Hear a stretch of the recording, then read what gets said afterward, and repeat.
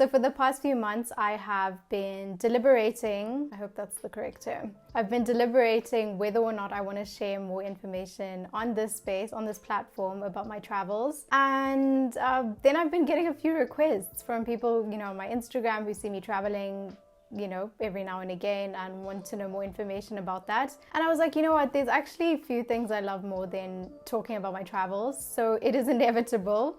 I will also be talking about my travels on this channel, and this is going to be the first video. So I have applied my type A personality to my approach on how I'm going to, go about this series. And I've kind of settled on a nice kind of overview, in my own words, as told by me, of each country I've had the privilege of spending, quite a bit of time in. One of the things I'm very particular about, and I think it makes me come off a bit snobby, but it's fine, I'll take it, is I think that we as a society need to distinguish between traveling and going on holiday. When I'm talking to my mom and she's saying things like, I'd love to do Europe, and I'm like, okay, which countries? And she says things like, I want to do Mykonos and I want to do Positano. I'm like, you want to go on holiday? It's okay, there's nothing wrong with going on holiday, but let's just clarify the language on that. Honestly, due to my age, my tax bracket, and if I'm going to give myself more credit, also like the way I am as a person, I have done a lot of traveling. I've very rarely been on holiday. The only holiday I can think of that I've been on was my family and I went to Mozambique at least 10 years ago. And then of course I'm going to talk about it in this video, but I also ended up in Phuket in Thailand.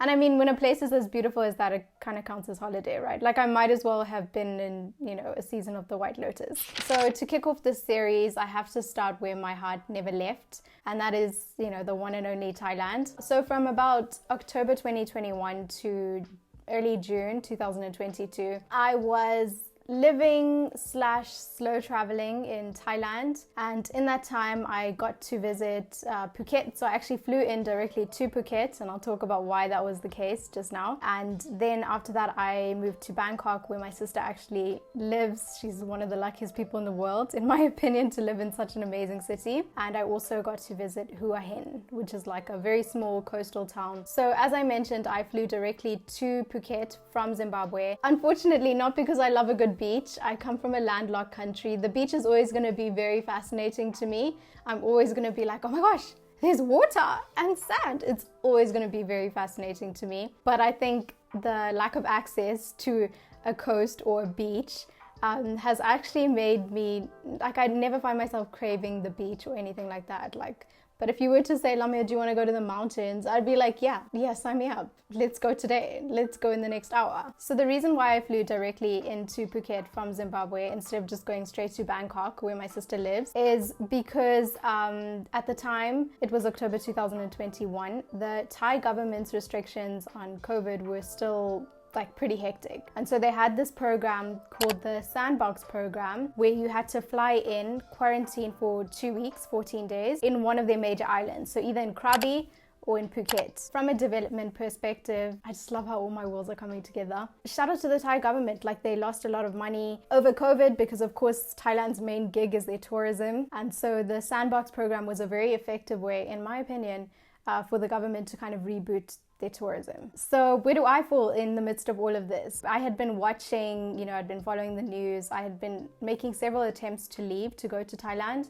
And to keep it a buck with you, so many of my attempts failed because at the last minute, the Thai government would change their restrictions. But eventually the Sandbox program, proved to be quite stable. The next thing I knew, to me, it was a no-brainer. I don't know why. It was just like, I'll go to Phuket. So the next thing I knew, I was looking at SHA approved, I think it was SHA, approved quarantining hotels in Phuket and kind of planning my 2 weeks in Phuket before eventually taking a domestic flight from Phuket to Bangkok, which might I add was also one of the most beautiful flights I've ever taken.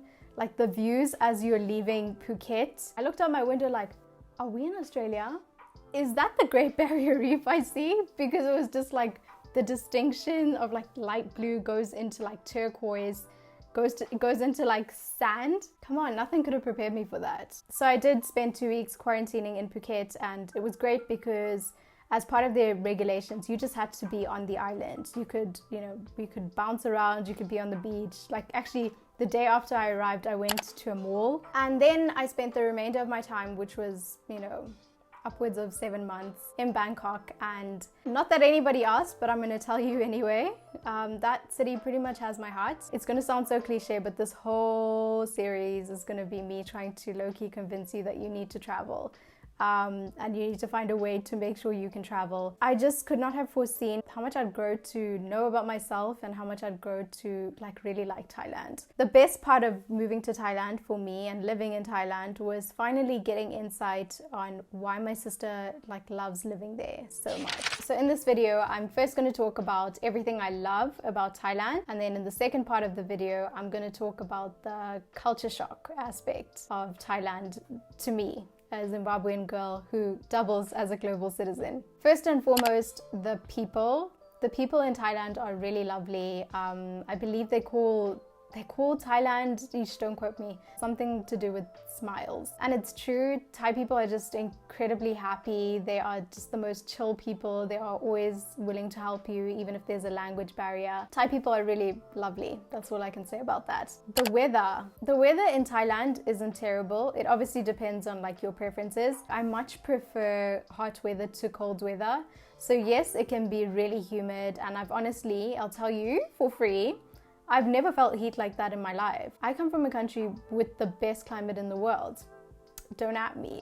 Zimbabwe has the best climate in the world, and this is a hill I'm willing to die on. But of course, Thailand, it's very humid. It's like blazing hot. Like I said, it all comes down to the kind of person you are and your preferences, but I much prefer hot weather to cold. So the humidity was something I could learn to work my way around, except I suffered during the holy month in Ramadan when I was fasting. My goodness, I quickly learned a very hard lesson, which was that it was best for me to stay indoors and not to try and while away the time by going outside, because I lived to regret that. It was really, really hot, and I have such respect for Muslims in Thailand, which, mind you, make up a great percentage of the population in Thailand. One of my biggest wishes in life is I really want to spend at least 6 months living in a Muslim country, just because I've never had that, and Thailand came pretty close to that. There are certain neighborhoods that are predominantly Muslim. This list has honestly been in no particular order, but this is still number one: the lifestyle /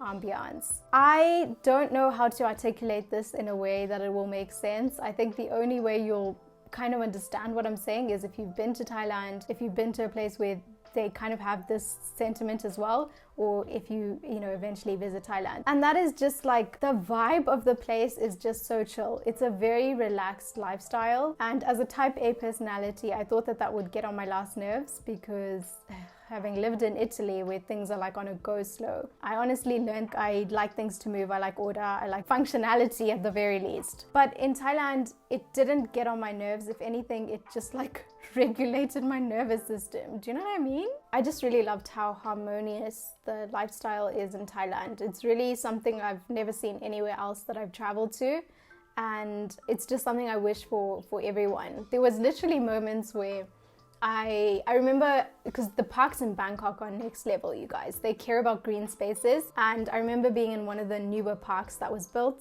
For any Thai experts, I was in Benjakiti. I just remember stopping in the middle of this park and being like, there are people in the world that haven't visited Bangkok. That is a cause for concern. That's, in a nutshell, that's just how I felt.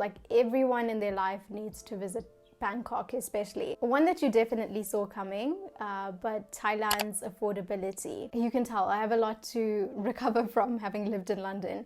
But not only is food cheap in Thailand, everything is really affordable. I was living in this really nice apartment, a dream apartment, if you will. The facilities were next level, everything from a sauna to a Olympic length pool, and you would think that would be setting me back and breaking the bank, but actually I remember when I realized that what I was paying for a month in this studio in Bangkok was what I was paying in London for about a week and a half in student accommodation for a twin room, not even a single room. Actually, it's making me think of this video of CNBC's that I just recently watched. If you're not hooked onto CNBC's Millennial Money series, I will link it below because you're missing out. They had an American guy talk about his, life in Bangkok. So for me, I got really lucky also in the sense that at the time I was working with the UN and being paid in US dollars. So can you imagine that US dollars is to Thai baht conversion equals me living my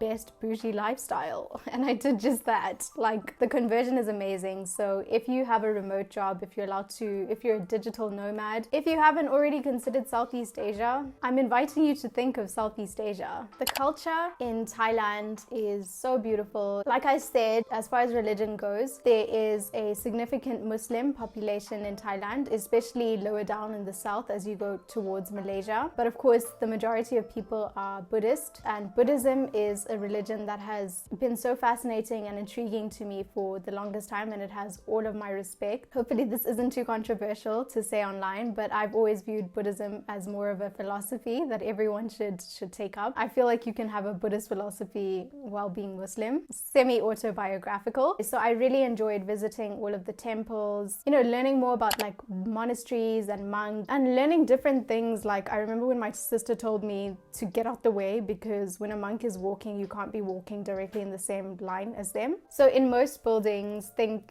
apartment condo blocks, they will have near the entrance like a mini temple with all of these decorations around, and it was so fascinating for me to see that when my taxi drivers would like drive in, or whoever I was with, if they were Buddhist, they would bow their heads. As someone who grew up in in predominantly Christian environments, there was just so much for me to learn. I love how many temples there are around Thailand. I love that I was there for some of their main holidays. Also, on top of that, it was so beautiful to see how harmoniously the culture lived alongside each other. The only somewhat discrimination I heard of was I made a friend with someone at a cafe who is Muslim, and she had shown me pictures of herself to prove that she's Muslim, not that I needed her to prove it. And then she let me know that actually the reason why she didn't have her scarf on at work was because she wasn't allowed to. But apart from that, at least from what I could see, it seemed like the two religions coexist really harmoniously. The sense of safety in Thailand, next level. Of all the places I've lived, Thailand is the one country where I have felt the safest. I am really, really a cautious person when traveling. I will constantly have my wits about me. You should hear it from me that Thailand is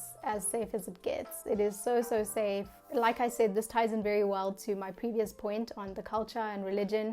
In Buddhist culture, karma is a very big concept. And so for the most part, you'll be safe because, Buddhist people believe that, if you don't want any harm to be done to you, don't harm others. It's very much a culture of, if you respect me, I'll respect you. There are people who leave their cars unlocked when they go into like a shop or a mall because nothing will happen. My whole thing is, before you go to a country, you really have to do your due diligence in that you should know a lot about the culture, the stereotypes of a country, and like what they're known for. And of course, Thailand has the red light district, and for that reason I honestly thought that it would be a bit dangerous, although quite contradictory. But I will do a video where I talk about my travel horror stories. But there was a situation where I was kind of approached and I quickly sussed the vibe. Again, I'm very fortunate in that I'm very cautious and I always have my wits about me. I'm so skeptical of everyone. And yeah, in hindsight, that was definitely human trafficking at its best. But thankfully, I read the situation very quickly and did away with it before it could even begin. As you guessed it, the person involved in this was not Thai. It's very cosmopolitan. When I was scripting this video, I thought, is this unique to Bangkok? But actually no, like I was mentioning, the coastal town Hua Hin that my sister and I visited was just as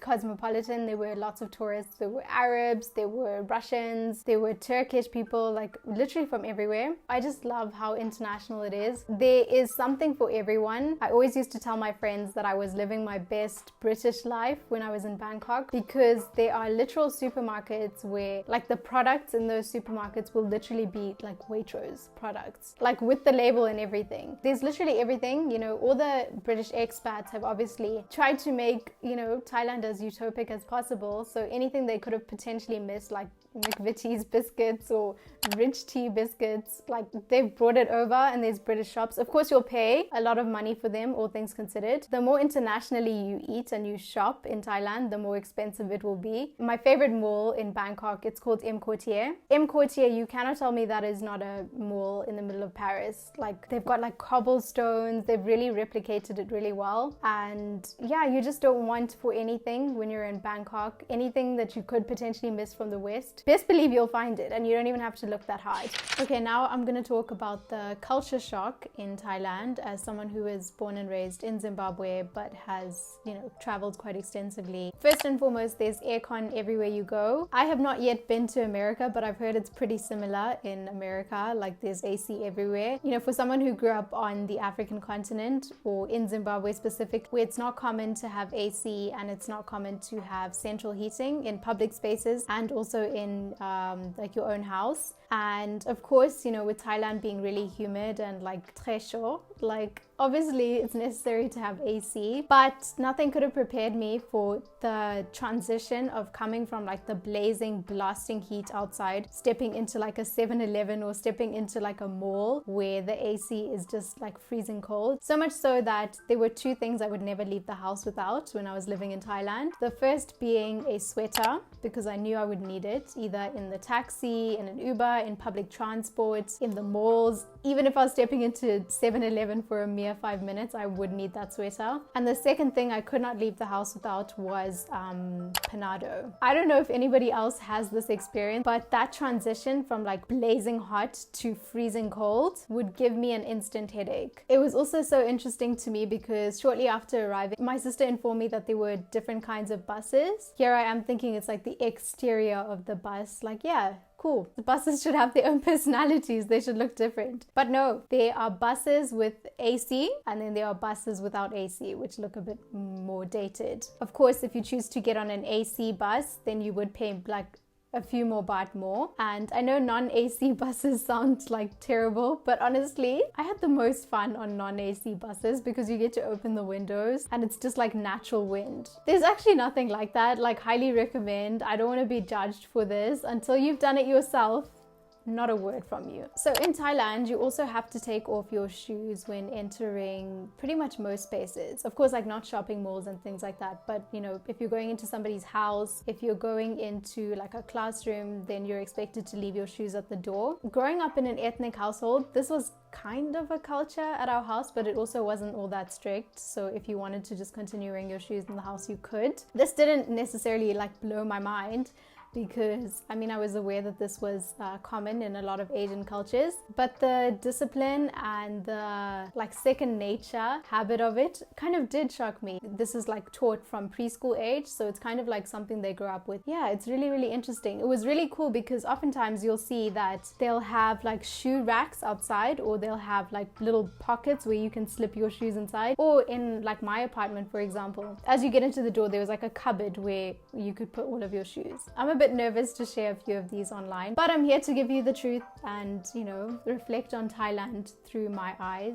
Skin whitening and the fear of the sun and the discrimination against like darker skin tones. This was actually really interesting to me. So obviously I knew prior to going that if it came to, you know, buying toiletries, particularly skin-related toiletries, I knew it would be necessary for me to really like read the ingredients and what these products would do, because a lot of them are whitening as well. So you could just get like a simple like Nivea face cream. In Thailand, it's not all that uncommon for that very face cream to also contain like bleaching / whitening skin elements. I don't know how else to express this, but fear of the sun in Thai culture was definitely something that was new to me. I don't want to stereotype, but I have a feeling that this extends beyond Thailand. So I have a story that encapsulates this really well and just how extreme it is. So in my apartment complex, we had a library, and no more than 5 meters away, we had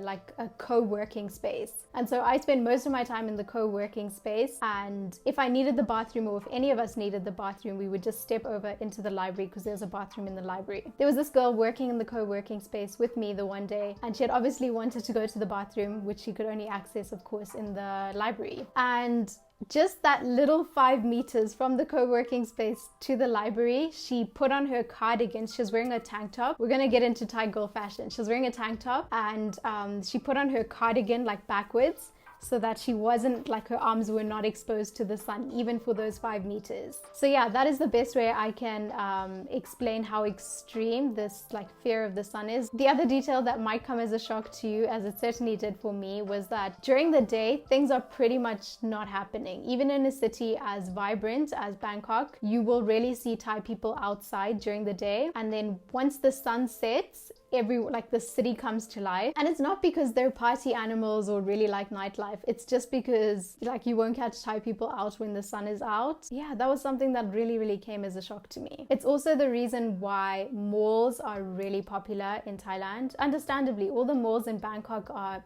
beautiful, stunning, like the best malls I've ever seen in my life. But they kind of have to be, because people's idea of like going out on the weekends is like hanging around the mall like all day, which is so cool. I understand the malls are amazing, but also the main reason for that is because everything's indoors in the malls. You have not seen fashion until you've lived in the East. I'm talking men, women, like people look nice. Like I thought I saw the height of fashion when I was in Italy, but honestly, there's just something so aesthetic about Asian girl fashion, even Asian boy fashion. Like I don't even know how to explain it. When I was there, the main like street style kind of aesthetic was like, for girls, it was like those wide leg pants with like a cropped tank top. The girlies are gonna eat every time. Even the guys, like their fashion sense is just, it's really something special. A lot of the fashion in Thailand is heavily influenced by South Korea. You know, like I don't think I'm very easily influenced, but by the end of my trip, I was like, where can I buy these pants? Another controversial one to mention online, that is the normalization of cosmetic procedures. Again, I need to stress, I was born and raised in Zimbabwe. Like, who? Plastic surgery? What? And yeah, it was really interesting for me to see just how normalized cosmetic procedures are. Almost everywhere you go, you'll see, a practice, a clinic where, they specialize in rhinoplasties. There's even like a surgery where they like take in their jaws, which honestly, when I found out about that, I was actually very happy, because I'm not gonna lie to you, when you're constantly out and about in Thailand and everyone has like a very chiseled jawline, it was nice for me to know that some of it is not natural and there's nothing wrong with me not having a chiseled jawline. I was also told by my Thai friend that a surgery where they kind of like enlargen their eyelids, this area over here, is also really common. Can you tell I don't know a lot about this? There's probably better terminology for this, but yeah.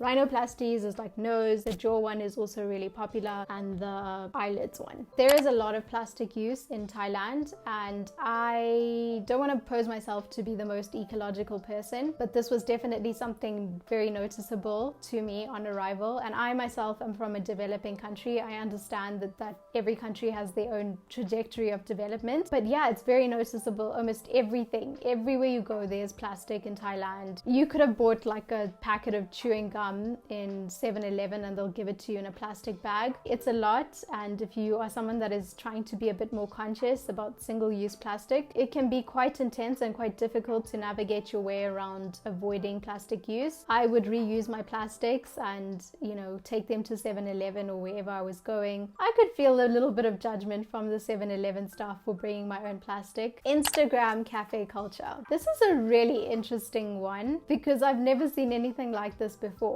So Instagram cafe culture is a big deal in Thailand, so much so that in lots of cafes they'll actually even have a dedicated space where they have carved it out specifically for the sake of taking pictures for Instagram. I'll try and insert some pictures of me fully taking advantage of these Instagram spaces. So yeah, this was very new to me, but unfortunately I do need to mention that sometimes it feels like some of these cafes have focused so much on making sure that their cafe space is aesthetic, that actually the main point of going to a cafe, the products, the drinks, the food isn't actually that good. It's mid at best. It's not uncommon for a Thai girl's Saturday plans to be to get dressed up and go to a cafe to take Instagram pictures and to have like a matcha. I love that. I think it's so cool. Carrying your passport with you everywhere you go was definitely something that blew my mind.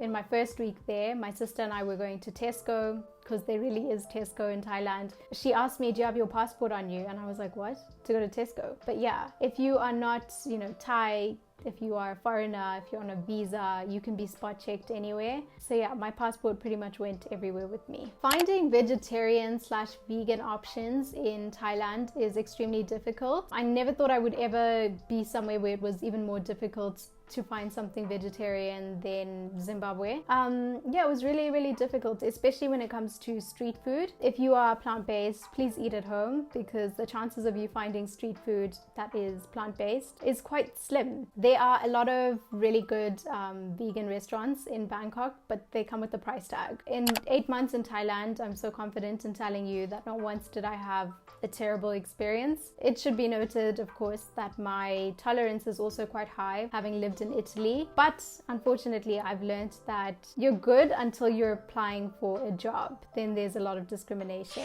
And that brings me to the end of this video. I really hope this was helpful. I really hope that I've convinced you to travel to Thailand. Thailand is great to visit all year round, and I'm sticking to my guns. I think everybody should see Bangkok at least once in their lives. It is a place that I hope to continue to visit throughout my life. One of my friends is highly allergic to peanuts, and it breaks my heart that he'll never ever get to see Thailand. I hope you guys have enjoyed this video, and I'll see you in my next one.